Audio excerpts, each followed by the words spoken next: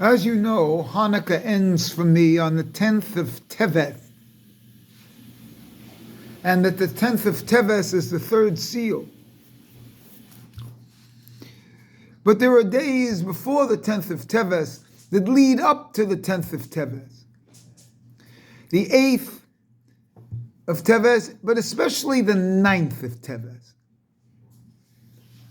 The 9th of Tevet, to me, is one of the deepest aspects of the Jewish year. And the 9th of Tevet, well, what is the 10th of Tevet? The 10th of Tevet is the third seal because it's the end of the 16th candle of Hanukkah. And it represents the beginning of the siege of the temple in Jerusalem. It symbolizes a beginning of the siege on the temple of Jerusalem. And as you know, I think all beginnings represent the ends. Once a thing begins, it's completed. But now let's go for the 9th. Why do they have the 9th as a fast day, a holiday, a day of trouble? The 8th was the day, remember, that the Torah was translated into Greek, which is obviously a problem because you don't translate anything. You don't translate French poetry. You don't translate Freud. Everything is lost in translation. So here we are. That's the 8th day, which would be a fast day too. All these days, 8th, 9th, and 10th. And it's a lead up into the 10th, which is the beginning of the end, so to speak. 18 months later. And so, what does it say in the Shulchan Aruch, the Code of Jewish Law, about the 9th? It doesn't give a specific reason why the 9th is observed as a fast day or a day of trouble. And it says there, troubles that occurred on that day that are no longer known to us.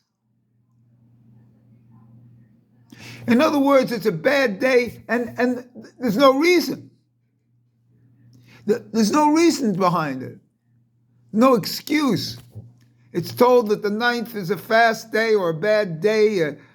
Troubles occurred on that day, but troubles that occurred on that day that are no longer known to us. It's in the unknown, so to speak.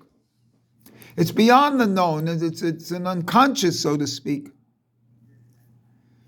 A preconscious or whatever. And that's the whole point. The 9th and 10th are linked. The 10th is the origin, not the origin, excuse me. The 10th is the beginning. But for every beginning, there's an origin. Now this is brought down, and I've brought this down before, in German philosophy. The begunen is the beginning. But before the begunen is the Anfang, the origin. The origin is before the beginning.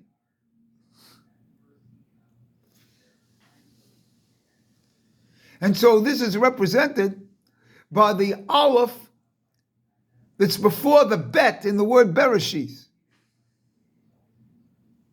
This Aleph that's before the Bet in Bereshith is the origin. The beginning, you begin with 2, but you origin with 1. And that's what makes sense. And these 2 days come together as origin and beginning.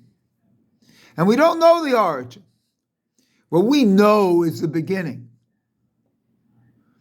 And these 2 days parallel the 9th and 10th of Tishri.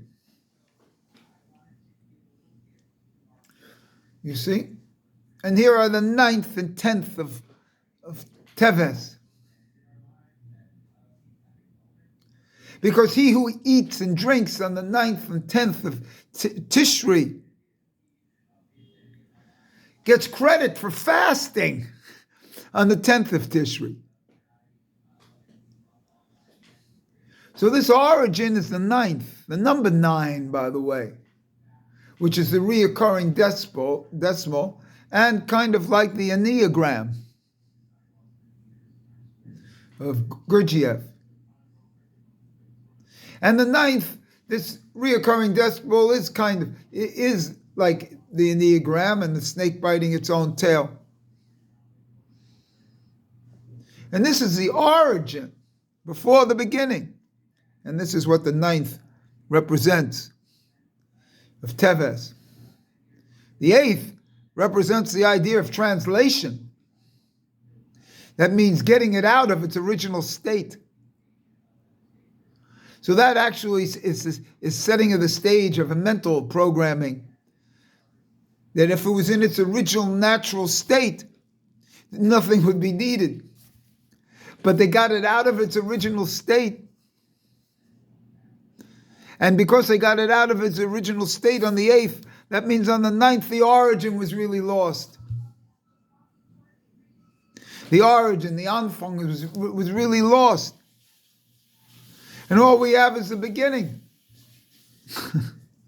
And that beginning is the beginning of the siege, which doesn't even culminate in destruction till 18 months, or I don't know what it is, sometimes, what is it? Yeah, 18 months or 3 years or whatever. And that's what we have here. And that's what we're approaching. There are even words, well, that's good enough. So the 8th, 9th, and 10th, this 3 which are 1, the law of 3, these 8th, 9th, and 10th are the 3 heads of Rod Lo. And this is the most profound time of the year because this is the 3rd seal. And so this 3rd seal of the Rod Lo is represented by the 8th, the 9th, and 10th of Tevet,